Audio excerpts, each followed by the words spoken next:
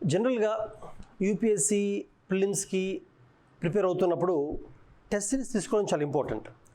Test series అంటే మనం prepare అయిన సబ్జెక్ట్స్లో ఎంత నాలెడ్జ్ గెయిన్ చేసాము అనేది టెస్ట్ చేసుకోవడం మాత్రమే కాదు. ఎందుకంటే ఆ టెస్ట్ చేసుకుందాం అనుకుంటే నాలెడ్జ్ని మామూలుగా బిట్ బ్యాంక్ కొనుక్కొని బిట్ సాల్వ్ చేసి సరిపోతుంది. టెస్ట్ సిరీస్కి మెయిన్ ఉద్దేశం ఏంటంటే ప్రజెంట్ యూపీఎస్సీ ప్యాటర్న్ ఎలా ఉందో అటువంటి టైప్ ఆఫ్ క్వశ్చన్స్ ఎక్కువ ప్రాక్టీస్ చేయాలి. ప్రజెంట్ టైప్ ఆఫ్ క్వశ్చన్స్ని ఫర్ ఎగ్జాంపుల్ 2023-24 ఈ 2 ఇయర్స్లో ప్రిలిమ్స్ ప్యాటర్న్ చాలా వరకు మారింది. అంటే ఎటువంటి టాపిక్స్ని అడుగుతున్నారు, ఎలాంటి కాన్సెప్ట్స్ని ఫ్యాక్ట్స్ని ఎక్కువ టెస్ట్ చేస్తున్నారు అనేది మారింది. వే ఆఫ్ ఆస్క్ క్వశ్చన్స్ కూడా మారిపోయింది, అడిగే విధానం కూడా. కాబట్టి అలాంటి క్వశ్చన్స్ ఎక్కువ ప్రాక్టీస్ చేసే అవసరం ఉంది. అందుకని చెప్పేది ఏంటంటే టెస్ట్ తీసుకున్నప్పుడు మీరు ఫోకస్ చేయాల్సింది సబ్జెక్ట్ నాలెడ్జ్ ఎంతవరకు అడుగుతున్నారు అని. దాంతోపాటు స్టైల్ అంటే యూపీఎస్సీ స్టైల్లో ప్రజెంట్ యూపీఎస్సీ ప్యాటర్న్లో క్వశ్చన్స్ ఉన్నాయా, యూపీఎస్సీ ఏవైతే టెస్ట్ చేస్తుందో అటువంటివే టెస్ట్ చేయడం జరుగుతుంది టెస్ట్ సిరీస్లో. అలాగే డిఫికల్ట్ లెవెల్ కూడా. డిఫికల్ట్ లెవెల్కి వస్తే ఏమవుతుంది, జనరల్గా టెస్ట్ సిరీస్లో క్వశ్చన్స్ బాగా డిఫికల్ట్ ఉండకూడదు.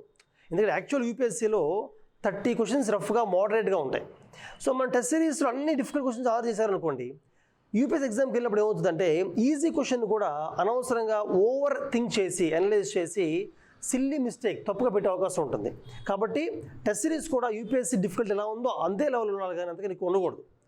అలాగే ఎటువంటి కాన్సెప్ట్స్ టెస్ట్ చేస్తుంది యూపీఎస్సీ. ఫర్ ఎగ్జాంపుల్ ఈ సంవత్సరం పాలిటీలో ఆర్టికల్స్తో పాటు which part of the constitution test చేశారు. అటువంటి కాన్సెప్ట్స్ అండ్ ఫ్యాక్ట్స్ని కూడా మనం ఫోకస్ చేస్తుంటాం. జాగ్రఫీ ఫర్ ఎగ్జాంపుల్, జాగ్రఫీ సంవత్సరం ఎన్సీఆర్టీలో ఉన్న ఫండమెంటల్స్ అంటే ఐజోథర్మ్స్ నార్త్ హెమిస్ఫియర్లో ఎలా మూవ్ అవుతాయి, సదర్న్ ఎలా మూవ్ అవుతాయి, అట్మాస్ఫియర్ గురించి, వాటర్ వేపర్ గురించి, ఓషన్ కరెంట్స్ గురించి అంటే వెరీ ఫండమెంటల్ క్వశ్చన్ అడగడం జరిగింది. బేసిక్ ఎన్సీఆర్టీలోనే అడిగారు, కానీ ఎక్కడైతే స్టూడెంట్స్ కన్ఫ్యూజ్ అవుతారో వాటి అడిగారు. సో అలాంటి వాటిని ఎక్కువ టెస్ట్ చేయాల్సిన అవసరం ఉంటుంది, డయాగ్రామ్స్ మీద వాటి మీద. సో యూపీఎస్సీ లాస్ట్ 2 ఇయర్స్ 3 ఇయర్స్లో ఎటువంటి ఫ్యాక్ట్స్ టెస్ట్ చేసిందో ఆ ఫ్యాక్ట్స్ మీద మీరు కాన్సంట్రేట్ చేయాలి. సో టెస్ట్ సిరీస్ తీసుకున్నప్పుడు వీటిని చూసుకుని టెస్ట్ తీసుకోవడం అనేది చాలా ఇంపార్టెంట్. అలాగే ప్రీవియస్ ఇయర్స్ క్వశ్చన్స్ సాల్వ్ చేయడం ఖచ్చితంగా అవసరమే, కానీ సరిపోవు. ఎందుకంటే 2013 నుంచి 24కి వస్తే ఎగ్జామ్ ప్యాటర్న్ చాలా మారిపోయింది. అఫ్కోర్స్ యూపీఎస్సీ ఎప్పుడు కూడా ఫండమెంటల్ కాన్సెప్చువల్ కాన్సెప్ట్స్ని అండ్ థింకింగ్ని టెస్ట్ చేస్తాయి, కానీ ఎలా టెస్ట్ చేస్తాయనే ప్యాటర్న్ అయితే మారింది. కాబట్టి ప్రీవియస్ ఇయర్స్ క్వశ్చన్స్తో పాటు ఖచ్చితంగా లాస్ట్ 2-3 ఇయర్స్ పేపర్స్ని సిమ్యులేట్ చేసే విధంగా నెంబర్ ఆఫ్ క్వశ్చన్స్ మీరు ప్రాక్టీస్ చేయాలి, ఖచ్చితంగా ప్రాక్టీస్ చేయాలి క్వశ్చన్స్ని. అలాగే 2024 ప్రిలిమ్స్ని మనగా చూసినట్టయితే ఫ్యాక్చువల్ క్వశ్చన్స్ ఎక్కువగా కూడా మోడరేట్గా ఉన్నాయి, easy to moderate questions and డైరెక్ట్గా ఉన్నాయి. కాన్సెప్ట్స్ని ఛాలెంజ్ చేసే క్వశ్చన్స్ మాత్రం ట్విస్టెడ్గా, అనలిటికల్గా, కొంచెం లాజికల్గా ఆలోచించేలా ఉన్నాయి. ఇందా చెప్పిన జాగ్రఫీ క్వశ్చన్స్ లాంటివి ఉన్నాయి. అయితే ఎలిమినేషన్ అనేది 2023 పేపర్ చూసుకున్న ఫిలిమ్స్లో ఎలిమినేషన్ చేసే విధంగా లేకుండా ఎక్కువ శాతం క్వశ్చన్స్ ఇచ్చిన ఆప్షన్స్లో ఎన్ని correct, only 1 correct, only 2 correct ఇలా ఇచ్చారు. అందుకనే 23లో కట్ ఆఫ్ బాగా తగ్గిపోయింది. బట్ 24లో మళ్ళీ కట్ ఆఫ్ పెరిగింది. కారణం 24లో అటువంటి క్వశ్చన్స్ అనేవి కొంచెం తగ్గించారు. ఎలిమినేషన్కి పాసిబిలిటీ ఉండే క్వశ్చన్స్ మళ్ళీ పెంచారు.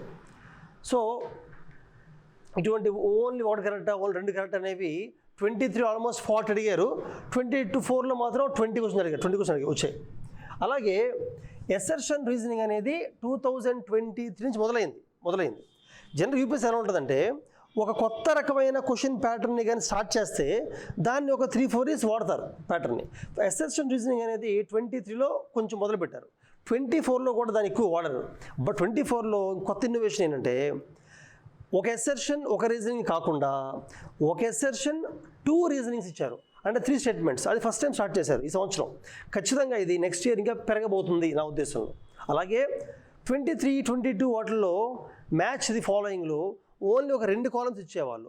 ఒక ప్లేసెస్ ఏంటి, అది ఏ కంట్రీస్కి సంబంధించినవి 2 ఇచ్చేవాళ్ళు. లేదా బర్డ్స్ ఏంటి, ఏ ఫార్ సంబంధించినవి అలా ఇచ్చేవాళ్ళు. బట్ ఈ సంవత్సరం 3 కాలమ్స్ స్టార్ట్ చేసి 3 కాలమ్స్ ఫర్ ఫస్ట్ టైం.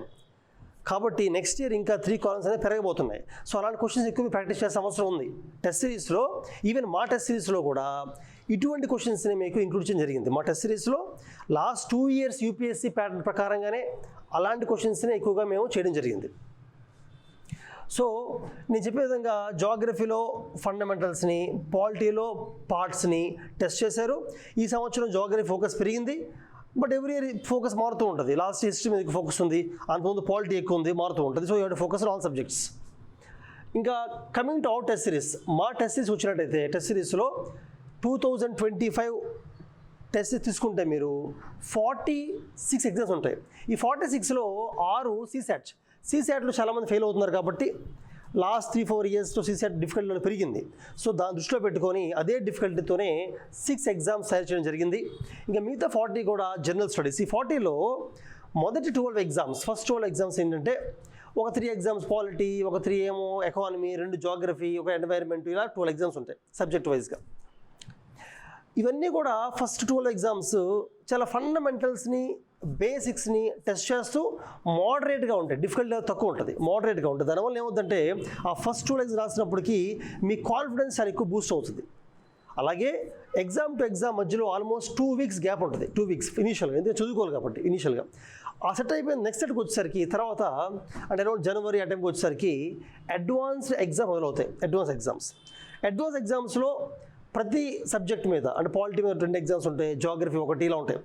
వాటిలో ఎక్కువ శాతం క్వశ్చన్స్ డిఫికల్టీ లెవెల్ పెంచుతాం. ఫర్ ఎగ్జాంపుల్ ఈ బేసిక్ అయినా అడ్వాన్స్డ్ అయినా 100 క్వశ్చన్స్ పర్ పేపర్లో 20 క్వశ్చన్స్ కరెంట్ అఫైర్స్ ఉంటాయి, 80 ఏమో మామూలుగా స్టాటిక్ ఉంటాయి. ఈ 80 స్టాటిక్లో ఇందులో 60 సింపుల్ అయితే 20 డిఫికల్ట్గా ఉంటాయి. ఇందులో 60 డిఫికల్ట్ అయితే 20 ఈజీగా ఉంటాయి. అంటే ఆపోజిట్ మారుతూ ఉంటుంది. వన్స్ అడ్వాన్స్ అయిపోయిన తర్వాత ఏమవుతుందంటే మీ కాన్ఫిడెన్స్ బాగా బూస్ట్ అయ్యి will be able to answer any kind of question. అప్పుడు will go for full length exams in the month of మార్చ్-ఏప్రిల్లో you will write full length exams. అయితే దీంతోపాటు కంప్లీట్గా ఎవ్రీ మంత్ అంటే ఏప్రిల్ 2024 నుంచి 25 దాకా ఎవ్రీ మంత్ కరెంట్ అఫైర్స్ని ఆ next month 3rd వీక్లో పెట్టడం జరుగుతుంది. కరెంట్ అఫైర్స్ సపరేట్గా ఉంటుంది. అంటే ఈ 46లోనే ఓన్లీ కరెంట్ అఫైర్స్ మీద 13 ఎగ్జామ్స్ ఉంటాయి. ఈచ్ మంత్ మీద ఒక ఎగ్జామ్ ఉంటుంది. 100 క్వశ్చన్స్ అనమాట, 100 క్వశ్చన్స్ ఆన్ ఈచ్ మంత్. ఇవి రాయడం వల్ల ఇంకా ఆల్మోస్ట్ మీకు కరెంట్ అఫైర్స్ నుంచి ఈ 13 into 100 1300 క్వశ్చన్స్ దాటి ఇంక వెళ్ళే అవకాశం ఉండదు. సో ఆ రకంగా we covered basics, advanced, full length, current affairs, CSAT everything is covered. ఇంకొకటి మేము ఈ క్వశ్చన్స్ తయారు చేసినప్పుడు సాధారణంగా అందరు ఆస్పిరెంట్స్ ఫాలో అయ్యే sources NCERT, NIOS material, standard books అంటే లక్ష్మీకాంత్ పాలిటీ అవ్వచ్చు, జాగ్రఫీ కోచింగ్ అవ్వచ్చు, ఇలాగా స్టాండర్డ్ బుక్స్ ఏవైతే ఉన్నాయో ఈ స్టాండర్డ్ బుక్స్ క్వశ్చన్ ఇవ్వడం జరిగింది. సోర్సెస్కి బయటికి వెళ్ళలేదు, same sources, but questions will be more logical, analytical like UPSC. And మా టీమ్ ఏంటంటే అంటే questions are made by subject experts తయారు చేశారు. అయినప్పటికీ కూడా ఓవరాల్గా వెంకటేశ్వర్లు అనే టీమ్ హెడ్ పేపర్స్ తయారైన తర్వాత అవి యూపీఎస్సీ 23 and 24 అదే కాంపోజిషన్లో, అదే మిక్స్చర్, అలాంటి కాన్సెప్ట్స్ అడుగుతూ సేమ్ ఫ్యాక్ట్స్ని టెస్ట్ చేస్తూ అదే type of questions. For example చూపించాలంటే నేను శాంపుల్ చూపించాలంటే ఐ హావ్ టేకెన్ పాలిటీ. నేను పాలిటీ తీసుకున్నాను శాంపుల్గా. అంటే ఈ 25 టెస్ట్ సిరీస్లో పాలిటీ తీసుకుంటే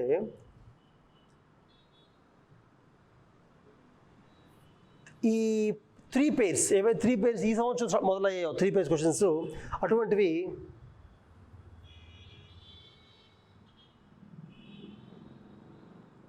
ఫర్ ఎగ్జాంపుల్ ఈ క్వశ్చన్ చూడండి. ఇవే 3 కాలమ్స్ అంటే బాడీ ఏంటి, for example election commission, constitutional bodies, election commission, UPSC, finance commission, ఆ బాడీ దాని కాంపోజిషన్ ఏంటి అంటే ఎంత మెంబర్స్ ఉంటారు, వాళ్ళ టర్మ్ ఎంత. ఒకప్పుడు 2 కాలమ్స్ ఉండేవి, ఇప్పుడు 3 కాలమ్స్ ఇస్తున్నారు. సో అటువంటి క్వశ్చన్స్ని ఇంక్లూడ్ చేయడం జరిగింది. అలాగే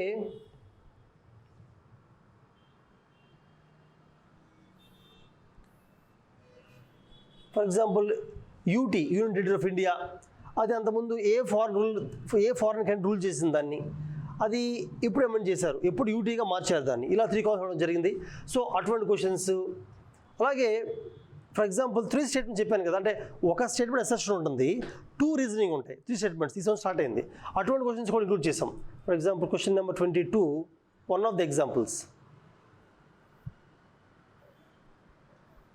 22 మీరు చూస్తే 22 చూస్తే ఫస్ట్ స్టేట్మెంట్ ఏం చెప్తుందంటే, first statement constitution of India, మన ఇండియాని యూనియన్ ఆఫ్ స్టేట్స్గా ఇట్ హెస్ మెన్షన్డ్. స్టేట్మెంట్ 2 ఏముంటుందంటే Indian federation is not result of agreement among states, which is true. Statement 3 అంటే Indian federation is indestructible. and states have no right to come out of federalism.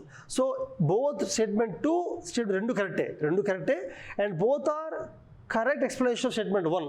ఇలాగా SS2 రీజనింగ్లో 3 statements ఇవ్వడం అనేది first time start చేసింది UPSC. So అటువంటి వాటిని మేము include చేసాము, ఎందుకంటే 25లో అదే ఎక్కువ, 24లో స్టార్ట్ చేసిన కొత్త ప్యాటర్న్ని 25లో ఎక్కువగా ముందు తీసుకునే అవకాశం ఉంటుంది కాబట్టి యూజ్డ్ దమ్.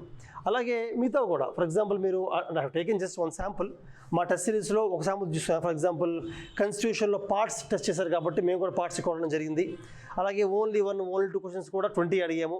అంటే రీజనబుల్గా ఎలిటికల్గా కొన్ని ఎలిటికల్గా ఫ్యాక్చువల్గా ఎన్ని moderate questions, difficult questions, same composition standards of 24 films follow అవడం జరిగింది. కమింగ్ బ్యాక్ అయితే ఈ టెస్ట్ సిరీస్లో జనరల్గా ఫిలిమ్స్ టెస్ట్ సిరీస్లో ఎగ్జామ్ రాసిన తర్వాత ఎగ్జామ్ రాయడం ఎంత ఇంపార్టెంటో, రాసిన తర్వాత కొంతమంది కూర్చొని వాళ్ళు ఎక్కడ తప్పులు చేశారు, మిస్టేక్స్ అయిన దగ్గర గెస్ ఎలా తప్పు చేశారు, కామన్ సెన్స్ యూజ్ చేయలేకపోయారా, ఎలిమినేషన్ చేయలేకపోయారా, వచ్చిన ఆలోచించలేకపోయారా, అనలైజ్ చేయాలి. అనలైజ్ చాలా ఇంపార్టెంట్. అలా అనలైజ్ జనరల్గా ఫ్రెండ్స్ కూర్చొని చేస్తే మంచిది. బట్ ఎవరైనా కూడా అలా చేసే ఛాన్స్ లేకపోయినా మా హెల్ప్ కావాలన్నా వీల్ హ్యావ్ ఎ మెంటార్. ఆ మెంటార్ ఎలా చేయొచ్చు అంటే మేము మీకు షీట్ ఇస్తాం డాటా షీట్. ఎగ్జామ్ అయిపోయిన తర్వాత డాటా షీట్లో మీరు ఏం తప్పులు చేశారు, ఆ తప్పులు చేయడానికి కారణం మీరేమనుకుంటున్నారు ఫస్ట్ రాయాలి. రాసిన తర్వాత you'll have discussion with the mentor and with through discussion you can definitely improve to for the next examination. ఆ రకంగా ఈ సంవత్సరం ఫస్ట్ టైం స్టార్ట్ చేసాం మేము.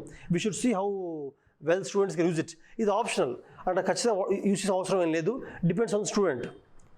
అలాగే డిస్క్రిప్షన్లో లింక్ ఇవ్వడం జరిగింది. Those who want enrol in test series online or offline. Offline అయితే ఓన్లీ విజయవాడ, హైదరాబాద్ అండ్ ఢిల్లీలో ఉంటాయి. ఆన్లైన్ మాత్రం you can write from anywhere using mobile యాప్లో టెస్ట్ సిరీస్ ఉంటుంది. You can write it and you can contact our team for more questions. So make use of it. All the best.